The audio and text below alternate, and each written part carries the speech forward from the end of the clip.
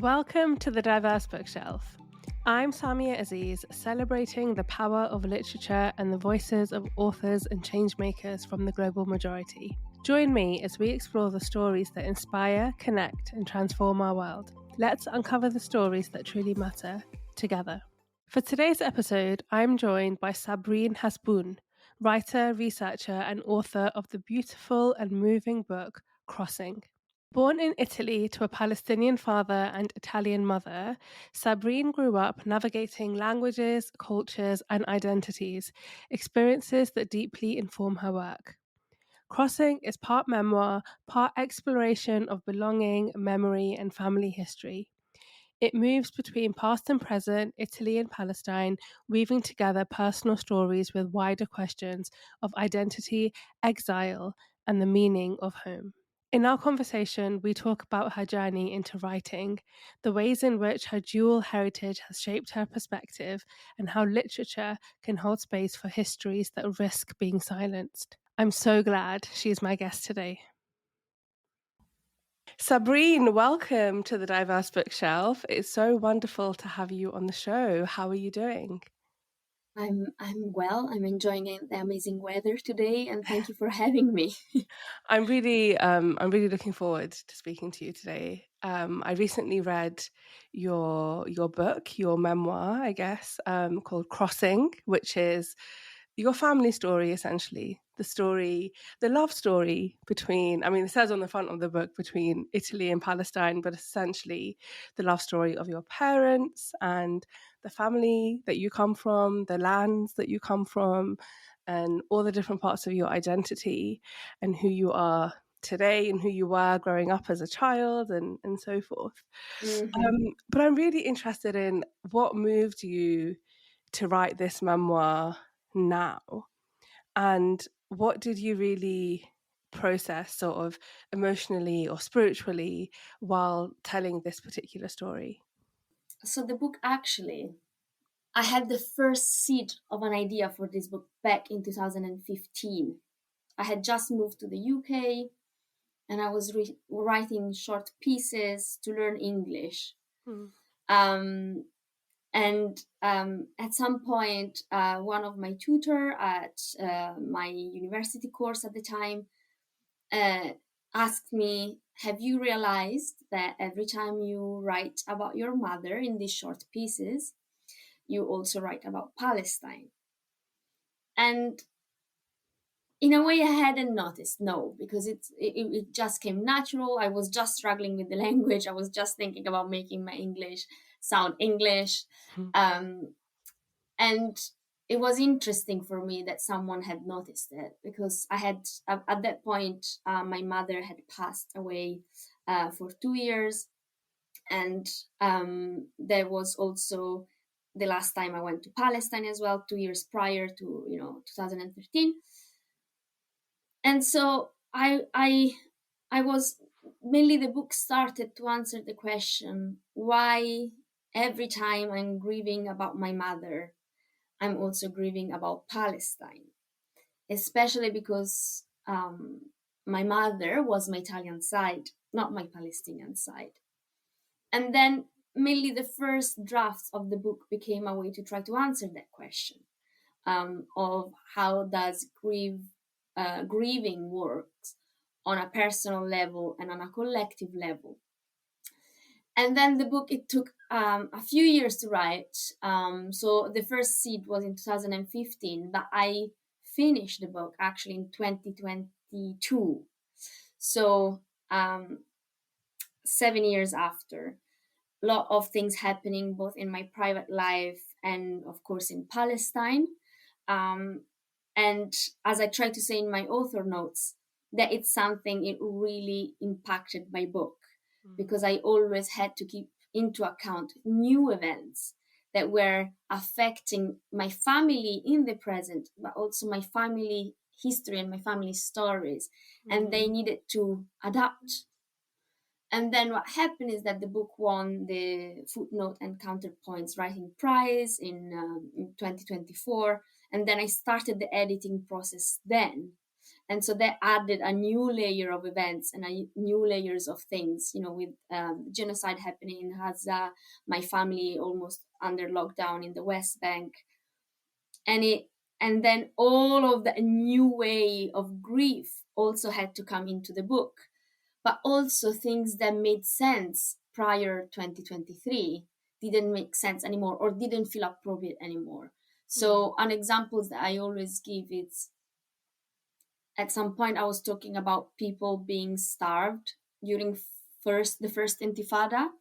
And then of course that word starving, it was not appropriate anymore for the first intifada, because yes, there were also back then there were already ways that the Israeli oppression was trying to put people on a restricted diet, let's call it like that. But it was not the same level that we're seeing now. So things had to change even at the language level and adapting to new things happening. And I think at the moment it always felt frustrating, but then now that it's all done, I also feel that this is what makes the book important to me. And I hope more important to the people who are reading it as well. That is a book that's always going to be a work in progress.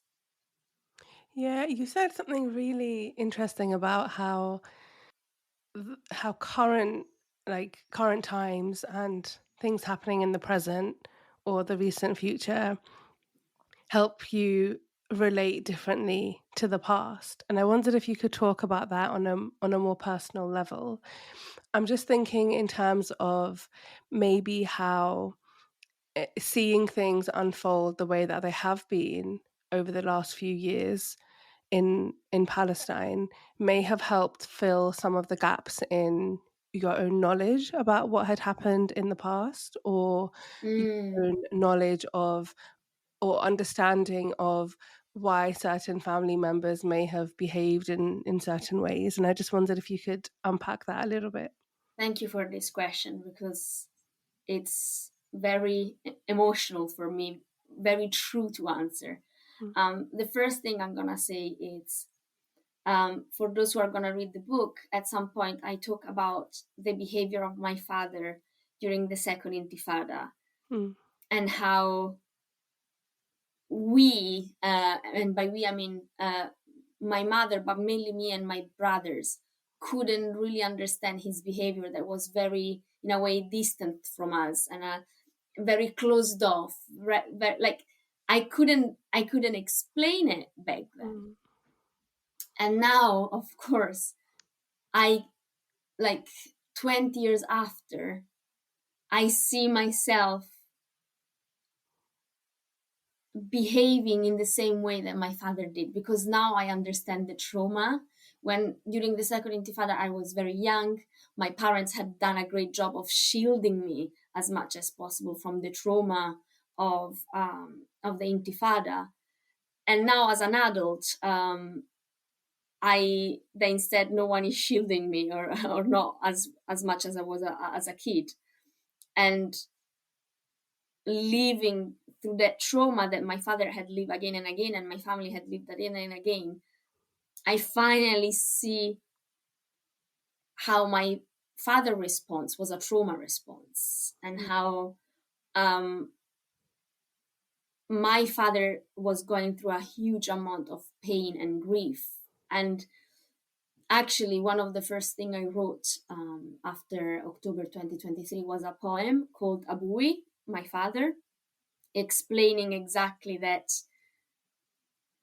I'm now seeing what my father felt. I'm now feeling what my father felt, because um, I'm feeling that too. And now I see it, and it's as a sort of apology to my father, of like, sorry for not having understood what you were going through. Um, so definitely that it's one of the main thing that I understood now with the ongoing events. And also I think that helped rewriting the ending, because the ending was slightly different, and my editor wanted an ending that brought back in my father. And I think I could only write the ending now understanding that what I'm living through now, it's something that my father had lived through 20 years ago, 30 years ago. And he is now coping better than I do because he had learned how to do it. And he's now passing me those ways of coping. So that is definitely one of the big things that I have learned with the present events, shedding lights on past events. And also, as a woman now, I feel I could have, because I lost my mother when I was 22. So I was a young woman, right? Just out of teenage years. Um, and and for me, another reason why I was trying to write this book, it was trying to understand who my mother was as a woman beyond being a mother. And I felt it was a struggle for me because, again, I lost her when I was still very much a daughter. But now, with all the events, both personal and collective and historical and political, I finally see that I could have a conversation with my mother woman to woman now. And it's another thing that makes me quite emotional, because sometimes I read back the letters that my mother wrote that are one of the base of the books. And I'm like, I can see you now. I can see you as a woman. I am the same age that you were when you wrote those letters. And I would just love to sit down, have a cup of coffee, and talk woman to woman. Yeah. Oh, that's really, really beautiful and very powerful. And I can, yeah, I mean, you said sort of the first draft took like 7 years almost to complete, and it's not surprising the amount of, I think, like the labor of love that the book was, but also like how challenging it must have been for you and how confronting. And writing something like this, which is in essence, a memoir, is not. It's very different to writing like a fiction novel or a Mm, short story. And I often do think of memoirs as an act of remembrance, because you're telling the past, or you're bringing forward the past. mm, And that involves you personally, as the person writing the memoir, to remember what happened. But so much of it is based on when you were not even born, and when you were very small, and also when you were, a stroppy teenager. Um, and so I think sometimes memoirs also require of you as the author to reimagine. You have to bring to life the past, mm, at least in your own mind.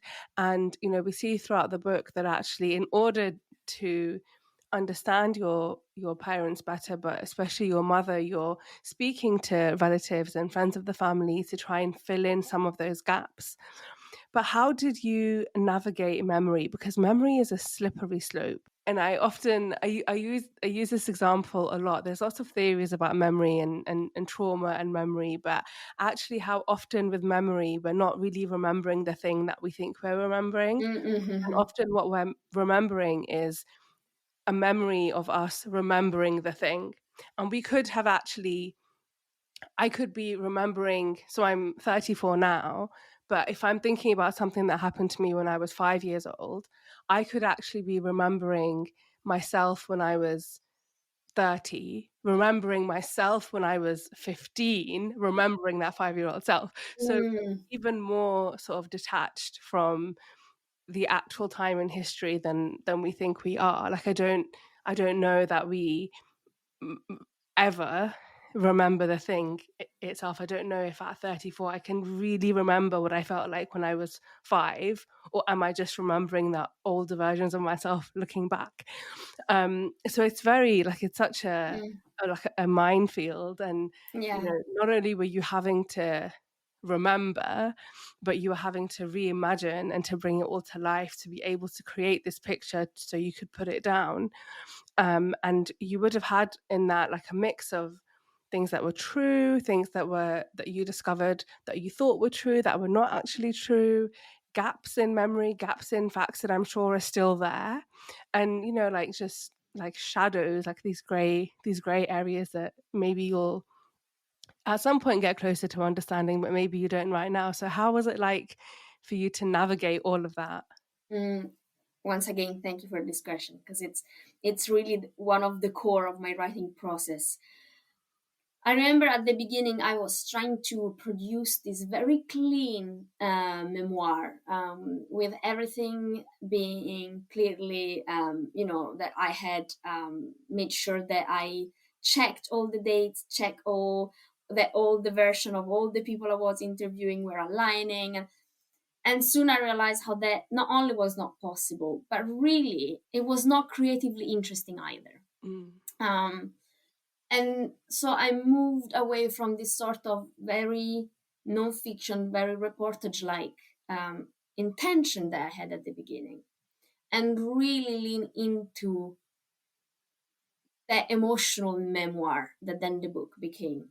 So a memoir based more on the emotional narratives behind the stories and the memories, rather than all the facts. No, the facts, yes, because there is a big distinction to make. Like, there are certain facts that you can actually verify, and you should not play with those.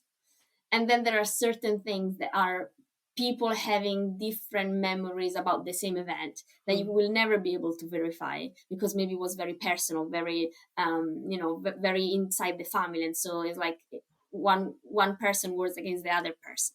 Yeah.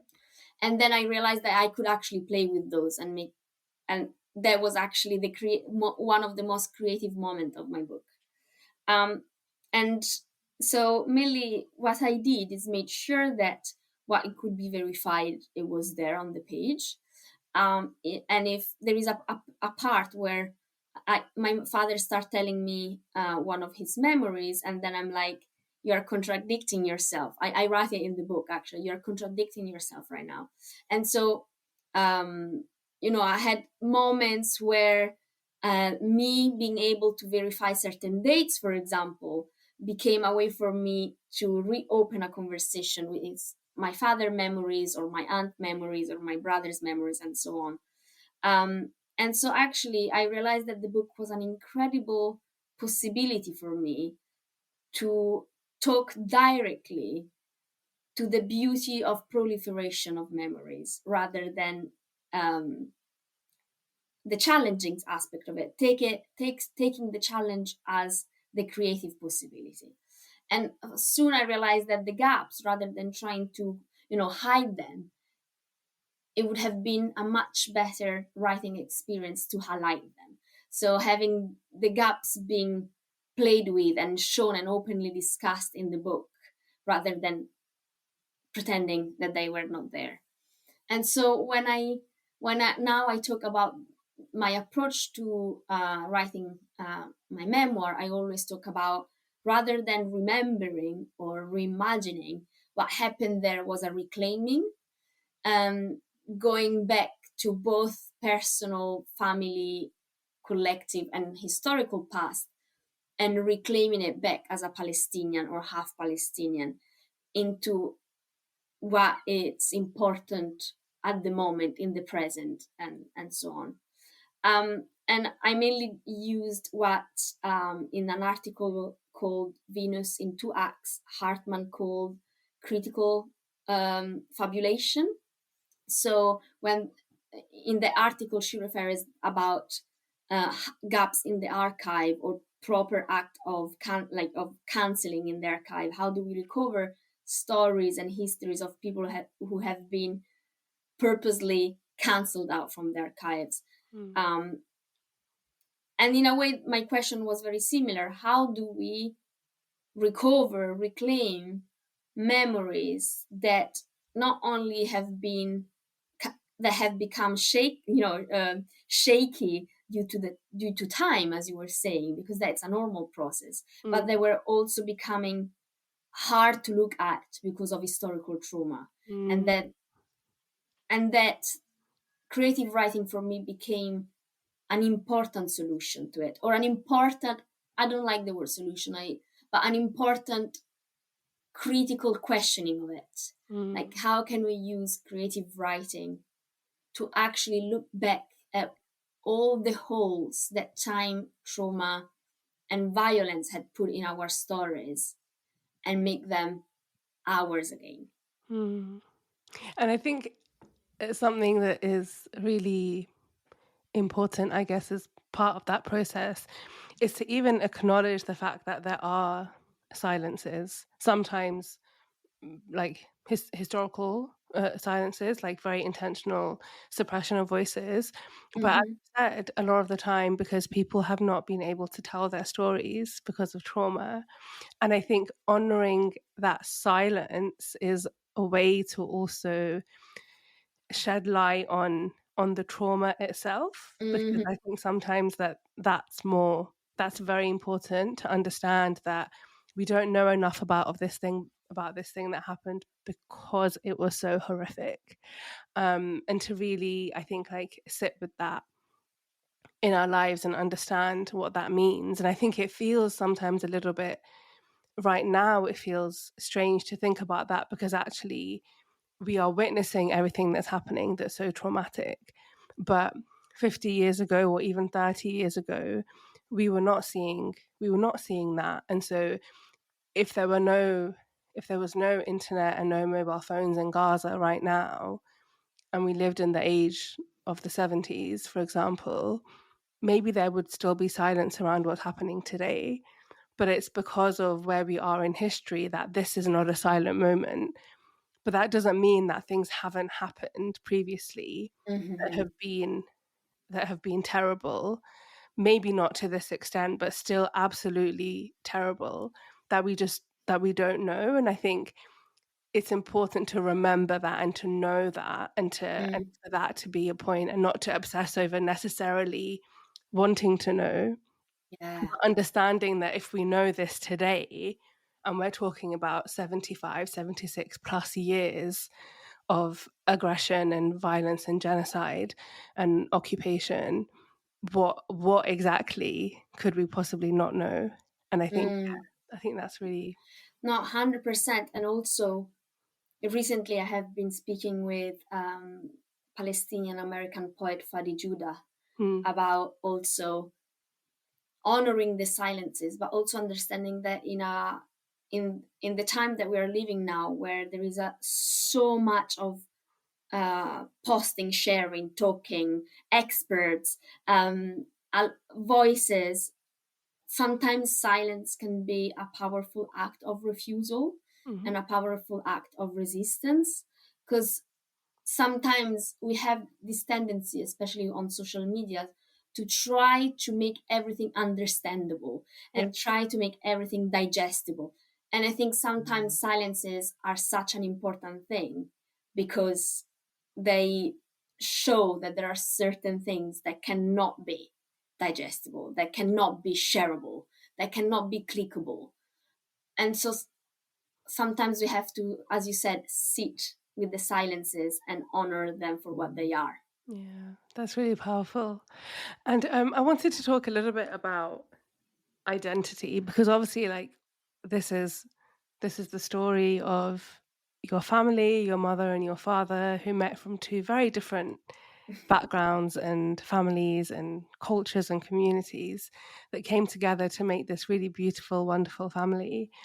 Um, and so, you know, your identity is so mixed. And you've also, you and your family more generally, there's been a lot of movement, a lot of Mm. making home in different places, finding home, building community, leaving people behind, worrying about the people that you've left behind, not knowing how they are. Also, there were times where your father was in Palestine, your mother was in Italy, and you know, like you were not together. How has that shaped your concept of home and belonging? What does that mean to you today? Oof, yeah, that's another very powerful question because it's um yeah, maybe that it's the other core of the book. I came to the UK in 2015, and it was a way for me to sort of put some distance between me and the grief that I had left, but not really left in Italy. Mm, And it was also for me to try understand who I was as this Italian Palestinian woman. And so I moved to the UK, and actually English and writing in English offered me an interesting space, because I could think about my two cultures, my two languages in a third space. But also because I felt English not being my first language or second language. Like English is my, I learned English after a lot of other languages. But so I felt I could actually mistreat it a little bit, being a bit rude with it, Yeah. and just justifying it with like, I don't know the language. And I felt like I could be more myself within a language that was not mine to start with, that was not my family's to start with. And so I really, yeah, I really felt that a way of belonging became through writing my family's story through a language that it was not the main language of neither sides of my family. And also by writing, I remember reading this short essay in The Good Immigrants, where I think it's Selena Godin who talks about belonging to the unbelonging, and the expression for the first time made me feel very proud of who I was. It's like there is so much talking of home and belonging and identity, often in a way that become exclusionary and nationalistic and quite dangerous. Mm-hmm. And for the first time, I felt, you know what? This idea that I can belong to more than one thing, or that I feel I don't belong to anything, or that as the expression, I can belong to the unbelonging. I think it's a very needed, very healthy, very fertile ground to be in. And it also helped that in those years I also met my partner, my now is my husband. That he is from Venezuela, but grew up. He was born there and then grew up mostly in the UK. And when I met him, I realized I had more things in common with someone else who was mixed and had traveled all their life than with someone fully Italian or fully Palestinian. And I found that there was something extremely interesting about finding yourself more at home with someone who had that experience of unbelonging. And I found that this could be a very interesting way that we'll start looking at a world that it's more and more mixed, that is more and more moving, and especially in a world that is, unfortunately, we're seeing in these years moving back into this nationalistic sort of defending of the pure identity. There is actually an alternative, and it's embracing the unbelonging. Yeah, that's really, really powerful, and just such a such an important reminder as well that we can be so almost stubborn about wanting to be associated or being validated in belonging somewhere. But it, I I think you're right. I actually feel like, and maybe this comes from like spiritual inclination or faith. I don't think we, as people, belong anywhere. I think we can build homes and community for sure, absolutely, and we can feel safe and feel comfortable and feel valued, but actual like belonging and feeling sort of that like anchor and that stamp of approval as to, yes, you are this nationality or you are this person or you are whatever, like I think isn't also not helpful in how we move in the world, because it's just another way of putting people in boxes and drawing these, lines of partition and separation and borders that, the world doesn't doesn't exist in and of itself with borders. These are man-made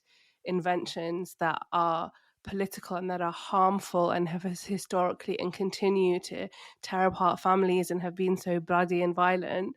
And yeah, it's not the best way to tap into who we really are and tap into our higher selves. So I think that's really quite profound. But I wondered if you could reflect a little bit on your own mixed heritage, because I mean, in my mind, I have ideas of how Italian families are, and I also know how Palestinian families are, and I think there's a lot of similarities in family culture, in sort of close-knit families, in the focus on food, bringing people together. But I think there's also a lot of differences. And I wondered if you could reflect a little bit about what it's been like for you your entire life, having a mix of these two very vibrant and very rich and beautiful cultures your entire life. Yeah, so let's start from one of the biggest themes of the book, and that you mentioned is food. Like every chapter of the book is connected with food, because food is a language, and it's a very easy to understand language. It was a way for my Palestinian father to keep me connected with Palestine when we were in Italy. And when I was a child, I used to not like Palestinian food that much.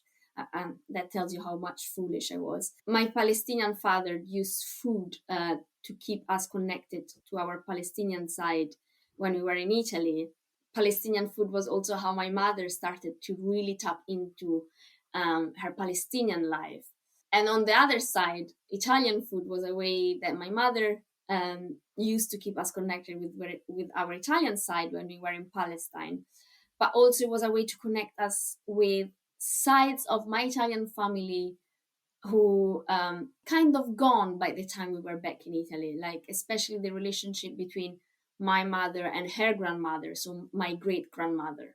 But also it was a way, for example, for my grandmother, my mother, to reconnect with us, that especially with my two brothers, that by the time they went back to Italy around 10, 12 years old, they barely had contacts with her. So food, it's definitely something. Like sometimes I feel that people think that I'm using so much food in the book that is because in a way it's folkloric, or is because it's appealing. And I feel that they don't understand that food often, especially for family who are displaced or that are forced to move, is really a way to keep that land inside them alive. Yeah. But then to go back to the core of your question about, the differences between Italian and Palestine and how the two things were put back together. It's a very strange question for me to answer because of two reasons. Both my parents, so my mother on the Italian side and my father on the Palestinian side, were already quite outsiders in their communities. Definitely my mother as an Italian, but also my father as a Palestinian. Even someone who can meet my father now, they will tell you he's quite a surprising person. He's someone who has always been very clear about who he was, despite his belonging to a specific land, right? And so it was very interesting for me growing up that despite being quite aware that I'm half Italian and half Palestinian, I'm also quite aware that what my parents built, it was different from both Italy and Palestine. And I think it connects with what we were saying before, this ability of building something new, like this third space where everything can happen and you can take what you need from all the aspects of your identity. Definitely one of the hardest moments was during the second intifada, as I was saying at the beginning, because my father spent the first half of the second intifada in Palestine and the second half of the second intifada in Italy. And so the first part was quite hard for us, for me, my brothers, and my mother in Italy, because we were constantly afraid that my father could die overnight. And so that constant pain, and that I remember trying to call him, because there wasn't internet as available as now. So sometimes you feel like, oh, you could have WhatsApped him. It's like, it was not, there wasn't, right? We're speaking about the early 2000s. And so it was trying to get through the phone or through letters still. And so that part of us being safe and, safe and together in Italy, and him being alone and not safe in Palestine, that was one of those moments where you realize that as a family we have some of us have a privilege and some of us don't. And then when my father managed to go back to Italy in the second half of the Intifada, then is when we realized how much he was traumatized, and how not being there for him was very painful, because then he was experiencing the privilege of being safe while the rest of his family was being put under curfew or bombed or arrested and so on. And I think there were the moments where being mixed and really went beyond the food, the music, the language, and really went into understanding the privileges that half of you have and the other half doesn't. Yeah. And it became very clear to me when I was finally able to go back to Palestine in 2012. It became very clear to me that with my Italian passport, I could use like I could go through Tel Aviv while my father couldn't. I could travel on certain roads while my father couldn't. I could access certain areas while my father couldn't. And it became very clear to me what it means to be mixed on that level. And that there is a reality of privilege that it goes so far beyond the beauty of being mixed. And that I have to keep into account even now. Like, I mean, I'm safe in the UK, and my father is safe in Italy, and we have family and friends in the West Bank and Gaza that are living a completely different life, despite sharing with us our identity. Mm. Yeah.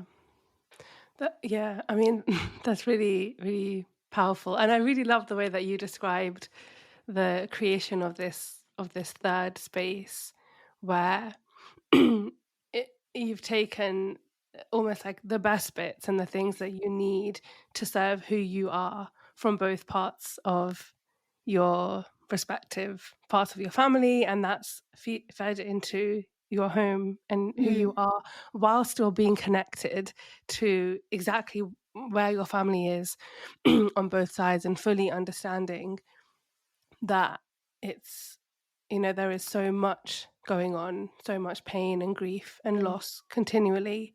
And you obviously, like, the book is all about grief. It's about the loss of your mother and that very personal grief and that personal loss of that relationship that you had with her. And I think the because you were so young, I feel like our relationship with our parents gets better over time, when as you said before, like as we get older, but we also experience more of the things that they've experienced, and that understanding really builds. And I think there's a lot of loss and pain, but there's also grief about the times when you were distant from your father, when he was not around, mm, the grief around growing up and knowing that your family in Palestine were going through so much, but also about survival, right? Like, you surviving amid everything, the survival of your father, uh, despite everything going on.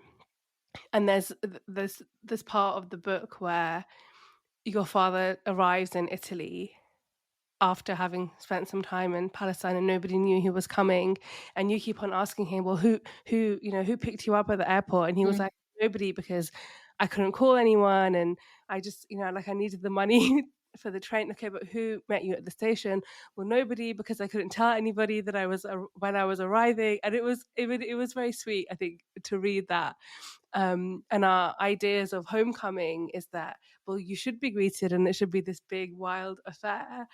Um, and despite it not being this like welcome home party, what really comes out of the book is the really strong emotions that your mother had, especially with him returning. But also he talks about you as a child. You were very small, how you ran up to him and you were laughing and falling all over the place and giggling and overcome with joy and Mm. emotion by the sounds of it. Um, and so I think there's a lot of love and loss and survival and grief, and I think they are also intertwined in life generally. But what has sort of processing your grief through writing the book taught you also about love and Mm. survival? Yeah. um, so first, I'm gonna talk about quickly about, quite in a nerdy way, about the process of writing itself as a Yeah. healing process. As I think there is something about writing as a process rather than an output, like in the form of a book, of a form of a product. That it's nice, it's nice to hold the book in my hands now, but there is something about the process of writing that when you do it purposefully, you really tap into some healing space. And it's because it allows you to really talk to yourself, but in the case of my book, also being very open and talking with the people involved in your stories.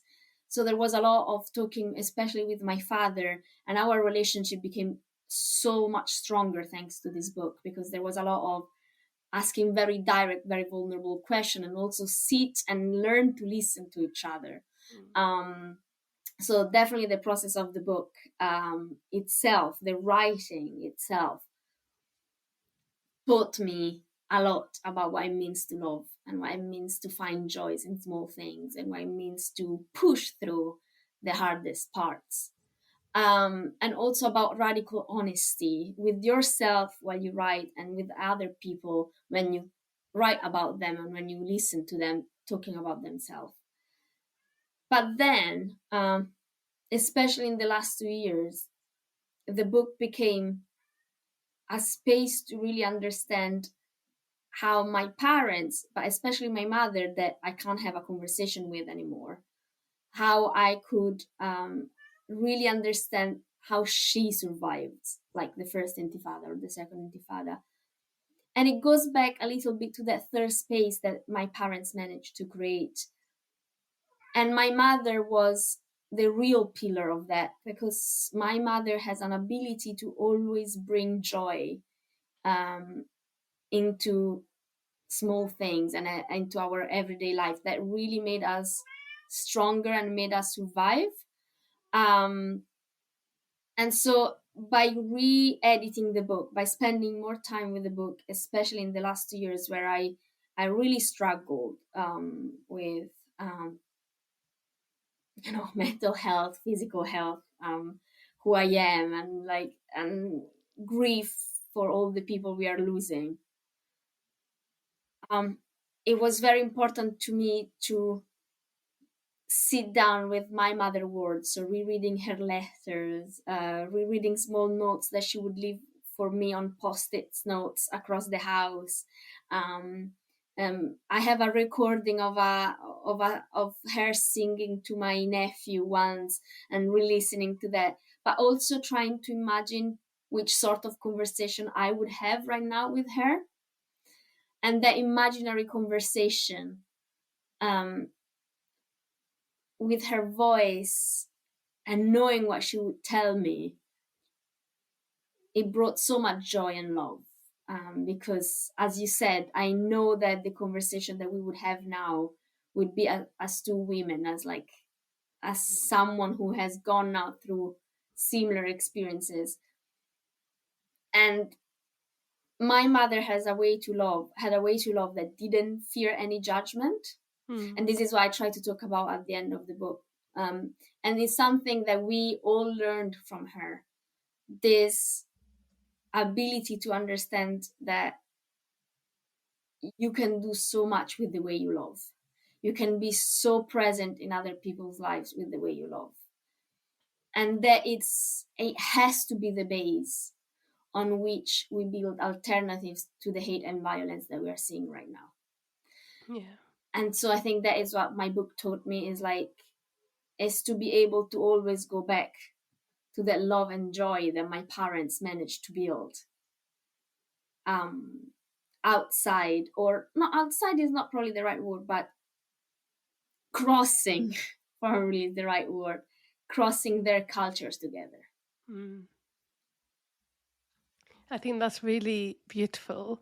And so, you said that this is the biggest thing, I guess, that writing the book taught you. But was there anything in particular that you learn through the process of putting this together? Because, I guess before writing it, there were things that you didn't know. You wanted to understand better your mother's experience of living in Palestine when she was fairly newly married and a new mother as well. And there was a lot going on for her personally. And so, yeah, I'm guessing that the process of getting together everything you needed to know, not just for the book, but to understand who your mother ultimately was.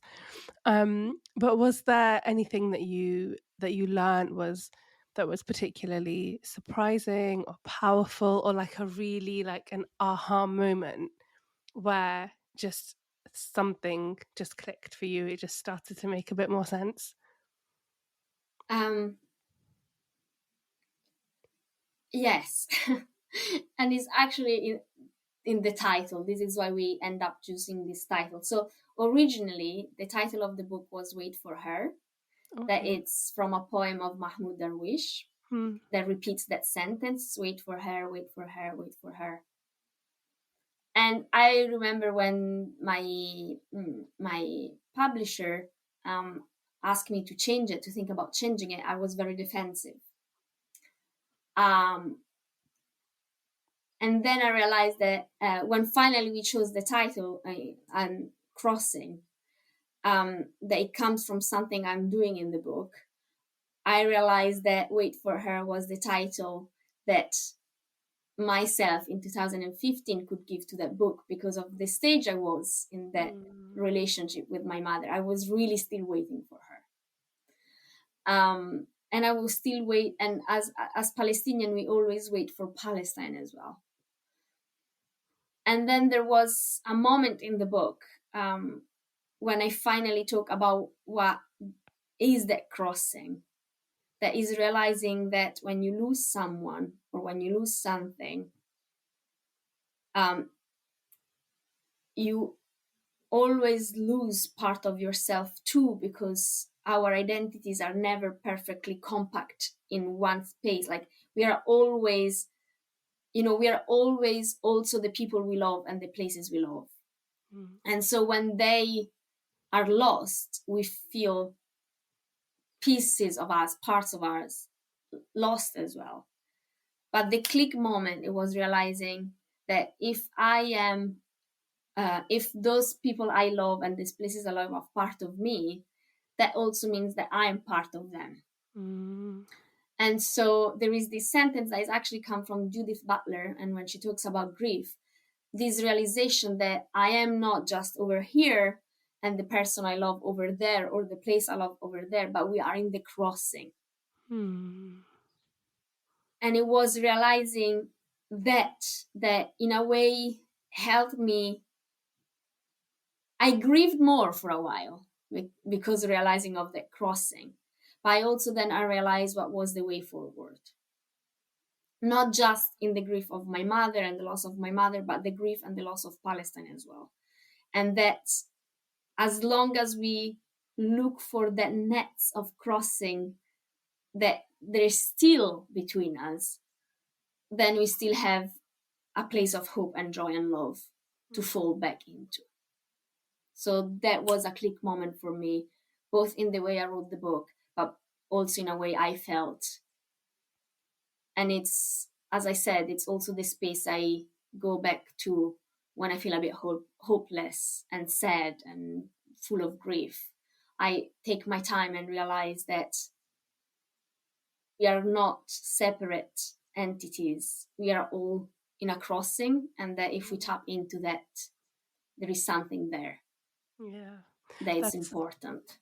That's, oh my God, that's so powerful, because I think that applies to any and every relationship.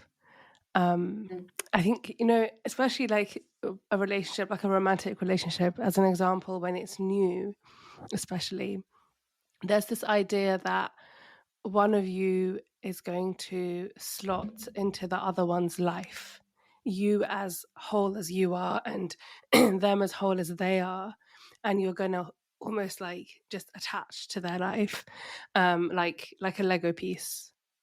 But actually, that's not how it works. And when you try to do that, it is horrible, because that's not like, that is really not how relationships work of any kind.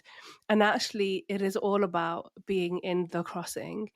It's about taking as much of you as possible, but actually maybe the most important things that are going to serve that relationship, and for the other person to do the same, and for you to be in this space. And as you said, that means that there are things that you may not bring into that space, that you've left behind over there and they've left behind over there. And sometimes those things seep in, and sometimes they might influence the crossing, but they may not be in the crossing. And I think it's just such an important and powerful way to look at being together with anybody, whether that's somebody you're working with, or whether that's somebody you just met on the street, or it's your lifelong partner. That idea of the fact that, like, there are so many different parts of who you are, but any relationship actually is itself. It's a third space. It has to be a third space. It's not just the two of you attached together. And I think that's such a wonderful way of looking at things. Thank you. And I think there is something about it also on how we can build alternative communities. Communities have to become a net rather than a wall. Yeah. Because sometimes you have this idea of walling off. Once you have a good community, you wall it off. And instead, it should be a net. It should be this sort of keep crossing, crisscross. Yeah. Well, Sabrin, it has been absolutely wonderful speaking to you today. And your memoir is out in the world. It's called Crossing, as we've just been discussing. I really hope that more people pick it up, and I hope that you continue to talk about all the things we've spoken about today, but more of your life and your understanding. I think there's so much we can learn about the world today. Yeah. Also from your book. So thank you so much. Thank you for your time today. Thank you for having me, and it was a real pleasure to talk to you. And thank you so much. Thank you. I hope you loved listening to this episode and found things that will stay with you. I'd love to hear from you, so please do reach out on social media, and don't forget to like, subscribe, and leave a review, as it can really help me.